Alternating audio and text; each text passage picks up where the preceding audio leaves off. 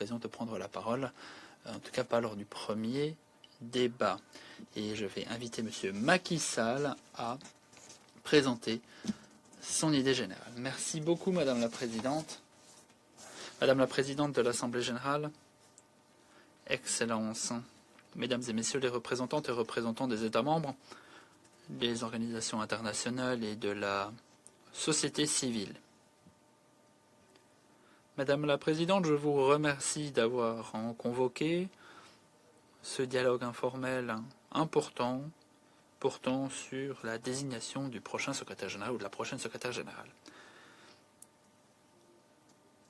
Je salue bien bas les autres candidats et candidates au poste. Et avant toute chose, j'aimerais vous envoyer quelques messages clés. Le secrétaire général établit des ponts. Et en tant que secrétaire général, je voudrais rétablir la confiance en l'ONU pour que l'organisation puisse à nouveau se mettre au service de tout le monde.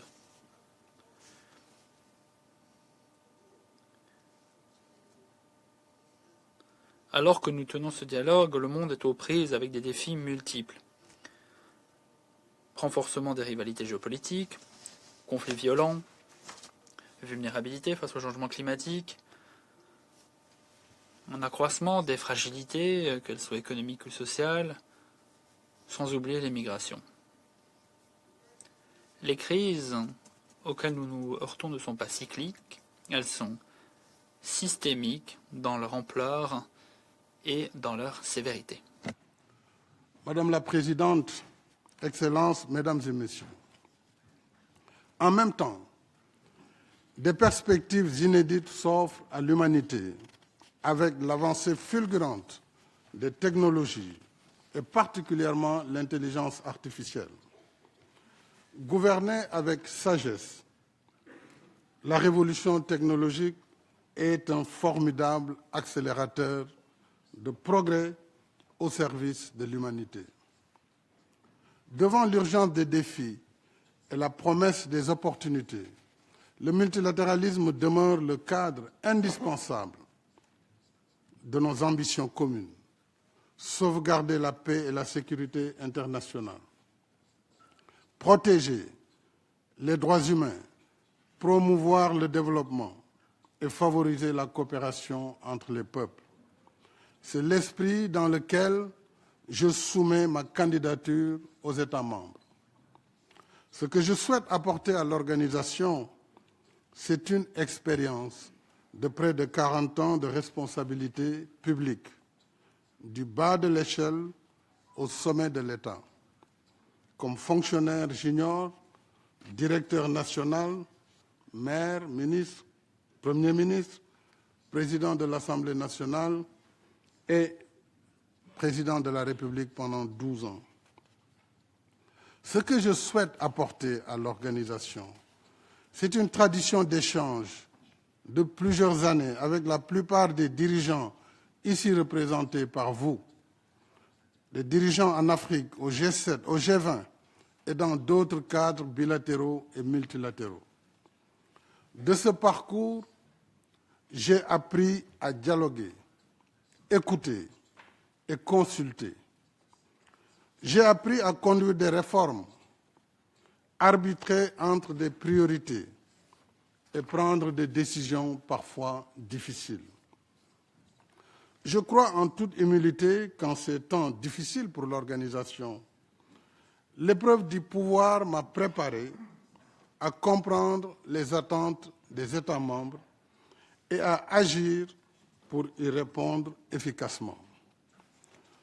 Mesdames et Messieurs, si j'ai l'honneur de servir comme secrétaire général, ma première priorité sera de contribuer à restaurer la confiance, apaiser les tensions, réduire les fractures et redonner espoir dans notre action collective. Comme le veut la Charte des Nations Unies, je serai un secrétaire général impartial qui parle à tous et qui écoute tous. Je serai un secrétaire général qui rassemble, un secrétaire général bâtisseur de ponts entre les nations entre les cultures et les civilisations, entre l'Est et l'Ouest, entre le Nord et le Sud. J'engagerai sans délai une diplomatie préventive plus active dans l'alerte précoce, la médiation, la coopération entre les nations, surtout celle entre les Nations Unies et les organisations régionales. J'engagerai avec les États membres une réflexion approfondie sur l'efficacité des opérations de maintien de la paix. Je travaillerai également à maintenir les droits humains au cœur de l'agenda des Nations Unies. Nous le savons tous, les droits humains sont universels. Ils sont inséparables les uns des autres. Ils sont civils et politiques. Ils sont aussi économiques, sociaux et culturels.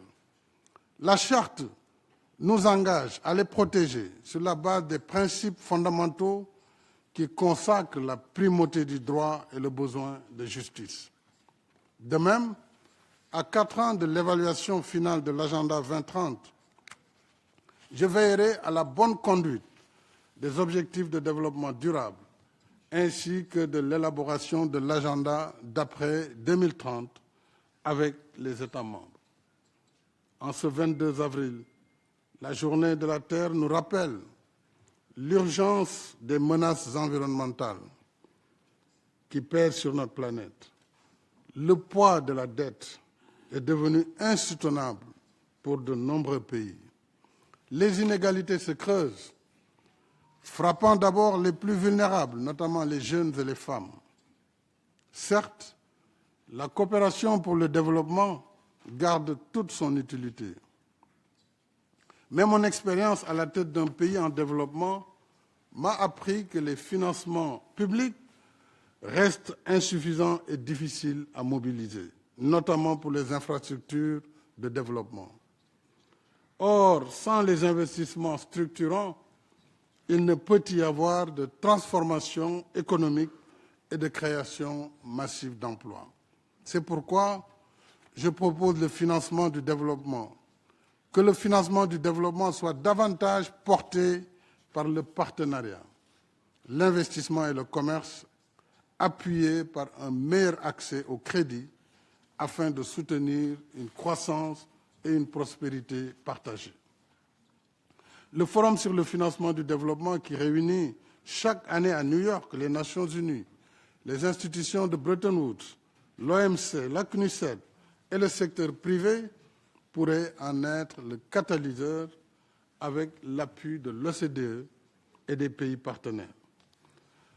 Mesdames et Messieurs, en créant les conditions d'une vie meilleure pour tous, nous réduirons en même temps les sources de migration irrégulière.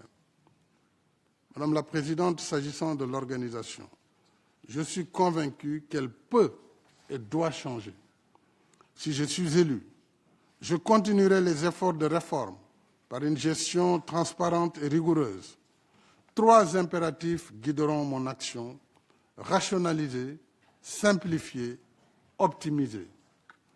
Je veillerai à une meilleure coordination entre agences, fonds et programmes pour éviter les duplications et rendre l'action de l'organisation mieux adaptée aux réalités du terrain. Chaque dépense effectuée doit répondre aux efforts et aux attentes des États membres. Faire évoluer les Nations Unies, c'est également réformer le Conseil de sécurité sur une base consensuelle qui renforce la légitimité, l'autorité et l'efficacité de son action. J'accompagnerai les États membres dans le processus en cours. Je donnerai le meilleur de moi-même pour une organisation réconciliée avec ses principes, une organisation revitalisée, une organisation tournée vers un avenir plus radieux. Madame la Présidente, ladies and gentlemen. Madame la Présidente, Mesdames et Messieurs, nous sommes à la croisée des chemins aujourd'hui. D'un côté, il y a un monde avec des nations divisées, et de l'autre côté, il y a un monde où les nations sont unies. La confiance est bâtie grâce à la cohérence, à la justice, à l'équité, grâce aux résultats. Et je veux être à la tête d'une ONU qui utilise ses ressources avec justesse et qui utilise sa voix de façon responsable.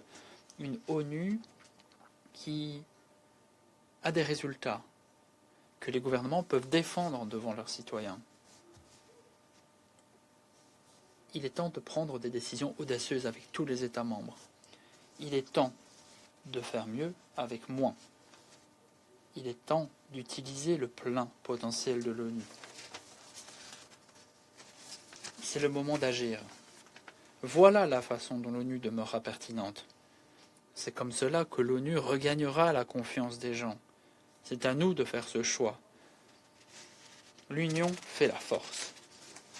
Si je venais être élu, je travaillerais avec tous les États membres pour redonner vie à notre objectif commun mu par l'esprit de la charte. Et ensemble, nous façonnerons un monde meilleur pour tout le monde. Je vous remercie.